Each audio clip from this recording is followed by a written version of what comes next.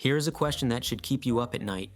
If I burn this piece of paper, I'm destroying $100 of value and I could go to jail. But if I burn a physically identical piece of paper torn from a notebook, nothing happens. Why? Physically, they are both just cotton and linen blends. They both cost a few cents to print. But if I give this banknote to a stranger, they will give me food, shelter, or labor. This is called fiat money. I want it, you want it, but most of us don't understand what it actually is. In this video, we are going to unravel the massive mystery behind that piece of paper by answering 3 questions. Why did the world ditch other standards like gold for paper money? Where does money get its value? And most importantly, how does fiat money actually work? Part 1. The history of money. The era of favors. Before money existed, tribes lived on goodwill. Richie gives his neighbor some beef in exchange for a promise to fix his roof next month. This system collapses the moment Richie meets a stranger. No relationship equals no trust. They needed a middleman. Barter and commodity money. For example, now Richie drags along 3 chickens along to trade for shoes, but the cobbler doesn't want chickens. He wants apples. Richie has to run around finding someone to trade with. Chickens to apples, then shoes. The problem arises when the cobbler values the shoes at 2.5 chickens. You cut a chicken in half, you got a dead chicken. This is the problem of indivisibility. Barter was too bulky, slow, and smelly. So, we needed something smaller, convenient, and easier to trade. Cowrie shells was the first global currency. It was used as money in Africa, Asia, and the Indian Ocean, longer than any other currency in history. Why? They were durable, easy to count, impossible to counterfeit, and looked nice. The problem here? Well, you needed a lot of shells to buy a big item. Try carrying 10 sacks of shells just to buy a horse. And around the coastal areas of the Indian Ocean, there was an abundance of shells leading to inflation since they were easy to collect. That's right. Inflation existed since long ago. Metal and the birth of the coin. Finally, humans traded metal, copper, silver, gold. The pros: being divisible, doesn't rot, easy to carry. Cons: every time you made a purchase, you had to pull out a scale to weigh the lump of silver and check its purity. Very time-consuming and inconvenient. The solution? The Kingdom of Lydia, modern-day Turkey. Around 600 BC, King Alyattes of Lydia had an idea. Why don't I pre-weigh lumps of gold and stamp my lion seal on them? The king's seal guaranteed that this lump weighs exactly 1 ounce. And then, you didn't need to weigh anymore. You just needed to count. Trade speed increased by 10 times. That was the ancestor of the modern coin.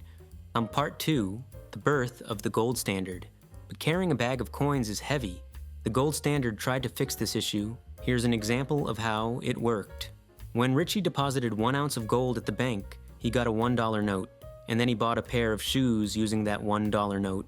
And when the cobbler goes to the bank to exchange it, he got 1 ounce of gold, making the amount of paper money in circulation tied to amount of gold reserve in the banks.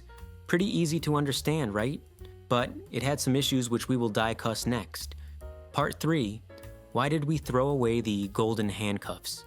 By the 19th century, many countries pegged their paper money to the gold standard, like the UK, US, Germany, France, and Russia. There was a few problems though.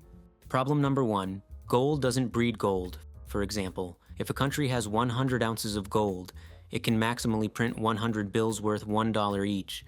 If they print more to reach $200, the gold in the vault is still 100 ounces, so the value of the money is cut in half.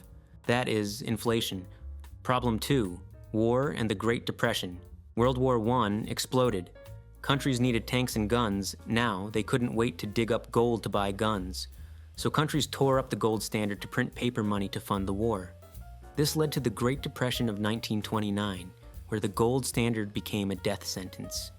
When the economy collapsed, everyone rushed to exchange paper money for gold. Banks ran out of gold and went bankrupt. The government couldn't print money to bail out the banks because the law forbade it.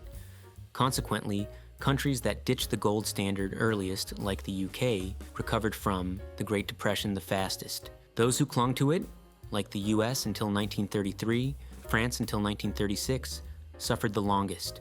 Part 4, Fiat Money in the Modern World. After World War II, the US held 2/3 of the world's gold reserves. So they established the Bretton Woods system in 1944. Almost the whole world pegged their currency to the US dollar, and the US dollar was pegged to gold. So, how did we switch from gold to paper? By the late 60s, the US had printed too many dollars, spending on the Vietnam War and welfare, but the gold stockpile remained the same. French President Pompidou publicly declared he would send French Navy warships to New York to haul gold back to Paris. Then, the British ambassador met the US Treasury and requested to exchange $3 billion in paper money for gold. The US panicked. If they paid gold to the UK, then Germany, Japan, and Italy would be in line on Monday. The gold vault would be empty in a week. America would be literally bankrupt. So, in 1971, President Nixon abandoned the gold standard, turning the US dollar into fiat money, dragging every currency pegged to the dollar into becoming fiat money as well. Shortly after, US Treasury Secretary John Connally delivered his famous line, "The dollar is our currency, but it's your problem." And just like that, in one weekend, 5,000 years of human history using gold ended. We entered the era of fiat money. So after 1971, with no gold, what keeps money valuable? Short answer, trust. If the US government gave you a stack of paper saying $100 and told you they could be exchanged for food, shelter, and cars, would you dare use them? Of course you would. And the US government only needs you to pay back a small portion of that to prevent the currency from losing value. The longer answer is taxes, as the government protects you, paves roads for you, and keeps you safe while you sleep. In return, you must pay taxes. You cannot pay taxes in gold, chickens, or promises. You are forced to pay in the currency printed by the government. Therefore, fiat money has value primarily because it is the only get-out-of-debt-free card regarding the state. But taxes are just coercion. What truly holds the value is confidence in the economy. Why does the US dollar have value? Not because the paper is pretty, but because standing behind it is the world's largest economy, the world's strongest military, and home to massive corporations. When you hold $1, you are holding a piece of trust in America's production capability. As long as America is strong, that bill is premium. It's one of the reasons why different currencies have different values. And that is a topic for the next video. If the country is collapsing like Venezuela, Zimbabwe, the people lose trust, leading to their currencies losing value. If the country has a strong and stable economy like Japan or the US, its currencies is highly sought after. Now that you know what fiat money is, you might ask, so is it good or bad? Let's go over the pro first. It's cheap and efficient. The central bank doesn't need to buy more gold to print more money. They just press a button. Flexible. This is the biggest selling point. The central bank can control the money flow like turning a water tap. For crisis management, like the pandemic, they print more money to lower interest rates, helping businesses borrow easier, stimulating people to spend. It's like pumping oxygen into a patient struggling to breathe. If we used gold, we couldn't do this. And now the cons being the temptation of the money printer. With great power comes with great risk. The risk mainly being inflation and hyperinflation. Because printing money is so easy, weak governments often make the mistake of printing too much. When the money supply skyrockets but goods do not, the currency becomes confetti. Look at Zimbabwe or Venezuela. Their governments printed money recklessly to pay debts. At one point, prices in Zimbabwe doubled every 24 hours. People had to push wheelbarrows of cash just to buy a loaf of bread. Money lost value so fast, people threw it in the street and no one bothered to pick it up. Look at this $100 trillion bill. Finally, the biggest downside is also its very nature, trust. The value of money depends entirely on the credibility of the government. If the government makes terrible decisions, the people lose trust. The currency collapses immediately. This being one of the reasons behind money laundering.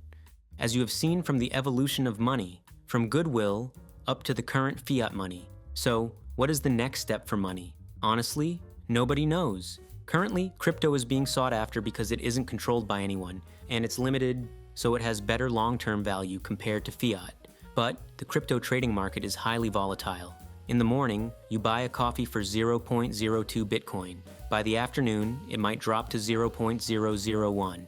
So, currently, crypto is mainly used for investment, as it is inconvenient for daily spending. Therefore, as long as governments remain strong, fiat money will keep its key role in the economy. If you want me to make more videos explaining about economics topics, please like and subscribe. Thanks for watching until the end.